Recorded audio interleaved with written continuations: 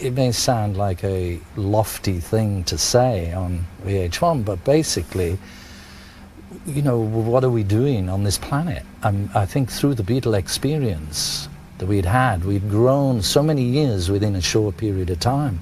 I'd experienced so many things and met so many people, but I realized there was nothing actually that was giving me a buzz anymore. I wanted something better. I remember thinking, I'd love to meet somebody who will really impress me. I don't mean because somebody like, you know, Burt Lancaster, because he was in a movie. Right. I mean, I met Burt Lancaster and he impressed me on that level, but I meant somebody who could really impress me.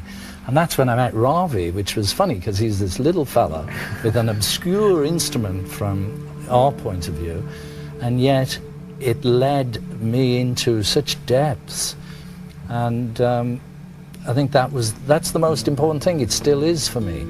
You know, I get confused when I look around at the world and I see everybody's running around, and, you know, as Bob Dylan said, he not busy being born is busy dying, and yet nobody's trying to figure out what's the cause of death and what happens when you die. I mean, that to me is the only thing really that's of any importance. The rest is all secondary.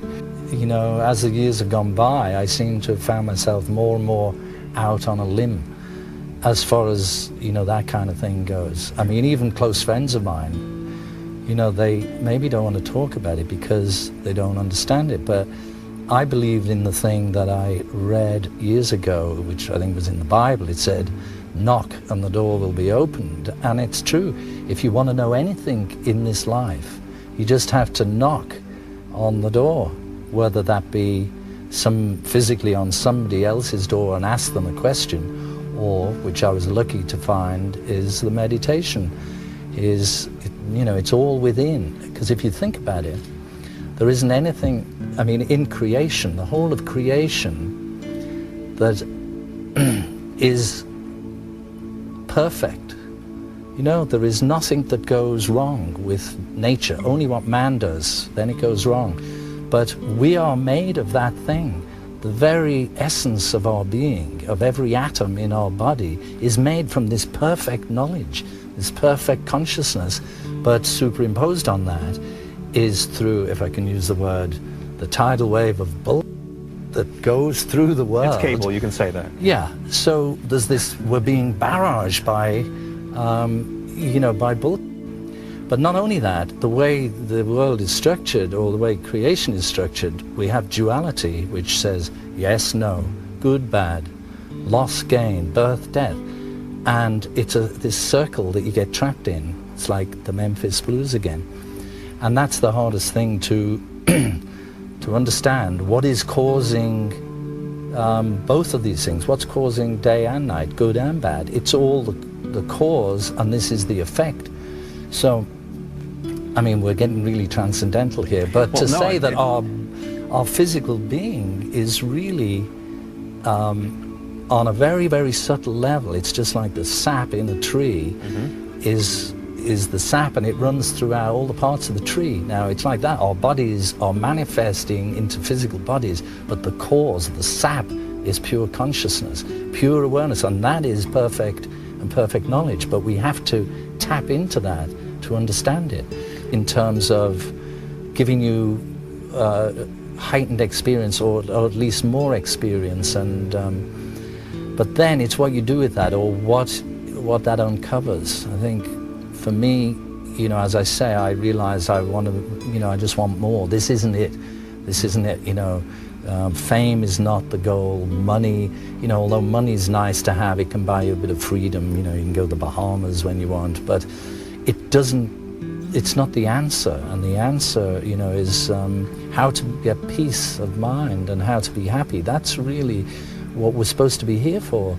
And the difficult thing is that we all go through our lives and through our days, and we don't experience bliss. And, you know, it's a very subtle thing, and to experience that and to be able to know how to do that is something you don't just stumble across. You've got to search for it. Well, we had happiness at times, and but, you know, not the kind of bliss I mean, where, like, every atom of your body is just buzzing, you know, because it's beyond the mind. It's like, you know, it's when there's no thought involved. It's a pretty tricky thing to try to get to that stage, because it means controlling the mind and being able to transcend the relative states of consciousness, waking, sleeping, dreaming, which is all we really know. But there is another state that goes beyond all that, and it's in that state that's where, you know, the bliss and the knowledge, you know, that's available is. As far as I'm concerned, whichever, you know, the Neil Innes, you know, from the Ruddles, he wrote a song once and he said, no matter who you vote for, the government always gets in. And it's like that, you know, in England you always get, as far as I was concerned, the left, the centre and the right, they're all really the same. They're all different shades of the same greyness. And although it was a long shot, you know, Maharishi tried to get these people formed together into a party which would be called the Natural Law Party. The idea behind it really is to have consciousness as the basic thing, because if really, you know, we get in government or we get in any situation in life, we get the reflection of our own consciousness. We can't really complain about what we have, because that is us. It's a reflection of our own being.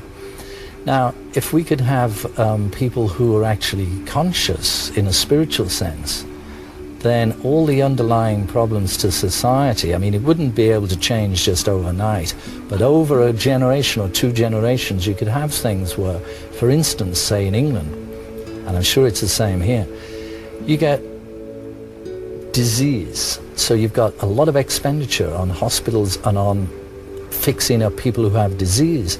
Now the problem is that most doctors, they study disease. They don't know about health.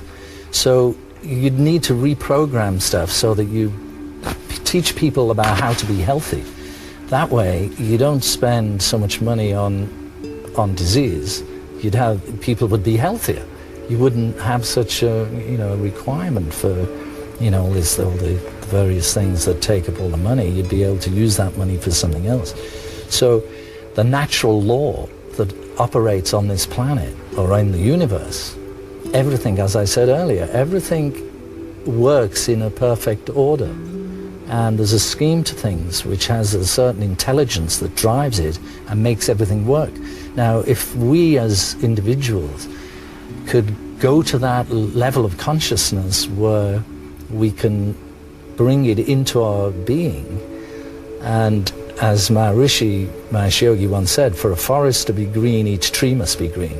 So it's no use just one or two people being, you know, like this. You'd have to make the whole of society, if they had that understanding. And that's what I think really you'd have to, you know, school people. Right from being children, teach people about their health, about their bodies, about consciousness, because it's all to do with consciousness. Raise the level of consciousness, and then everything automatically becomes better. It can happen, but it's something which will take a long, long time, generations of people. I mean, if you look now, just through, say, from the 60s or the 50s, there's a lot more people, thanks to, say, Indian music, thanks to rock and roll music, who have got much more understanding. You go out there on the street now, you can find Indian spice shops, Indian restaurants, and places to go for yoga, for meditation. There's a much higher awareness, generally, on those kind of things. And so it is seeping through. I mean, where did all the really good hippies go? You know, brought up, there's probably 2 generations of kids now who are much more open to that type of consciousness, and they've been brought up by, you know, being vegetarian or whatever that helps the society become, you know, a much more balanced. It's all to do with the balance. You know, we've got too much extreme going on. You have to be optimistic, yeah. You know, it is getting better and worse, because that's the nature of relativity. You know, good and bad, good and bad.